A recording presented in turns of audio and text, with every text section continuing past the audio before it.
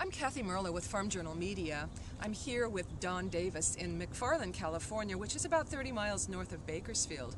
Don is an almond grower, and he's also president of the Kern County Farm Bureau, which has been following Tuesday's elections very closely. Don, what is your reaction, and what do you think it means for U.S. and California agriculture that the Republicans have taken control of the House? I think it's going to affect the tenor of the issues that come up. I think we'll get more of a business and more of a conservative lean to the House. They're going to have trouble running things through the Senate and the White House, but I think it's still a positive movement. I think the country has the pendulum swung away from one-party rule to a two-party rule. I think that's always a healthy move, that we have both parties represented.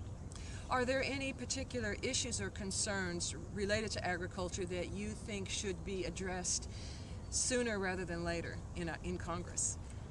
Yeah, we're hoping for some immediate changes in the estate tax law that can often decimate a farm family when someone passes away trying to get the farm to the next generation. That law is getting much more prohibitive starting on January 1. So we're hoping there'll be some change in the estate law, and we're hoping there'll be some change in the water, the regulations that control the water flow in the state of California.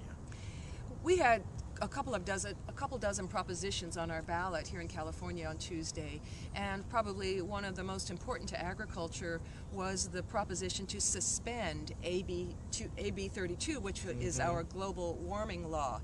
And in fact, that proposition was defeated on Tuesday, which means we will preserve our global warming law, which set very stringent requirements for greenhouse gas emissions. What do you think that's going to mean to California agriculture?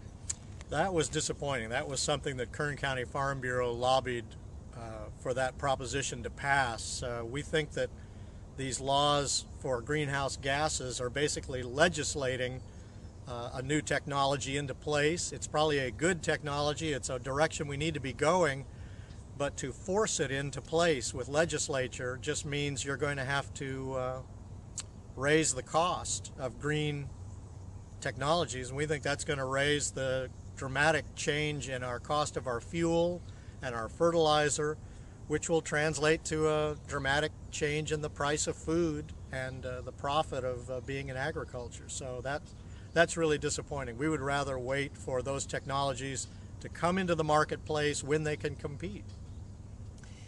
Switching gears a little, in the elections for various offices in the state, California elected Jerry Brown, Democrat, as governor Tuesday, defeating Meg Whitman, a Republican contender. What do you think that's going to mean for the agricultural industry in this state? Well, I don't know about ag, but I think all industry is kind of bracing for the Democratic mindset, which seems to be bigger government is better for society. And in agriculture, we're kind of ornery individualists. We prefer the attitude that the best government is the least government. So I think it doesn't bode well for spending or deficits to have a one-party rule in California. We had a couple of and finally, one of our propositions was to legalize marijuana in California, which voters defeated. That proposition didn't make it. So would that have been? What was your reaction to that?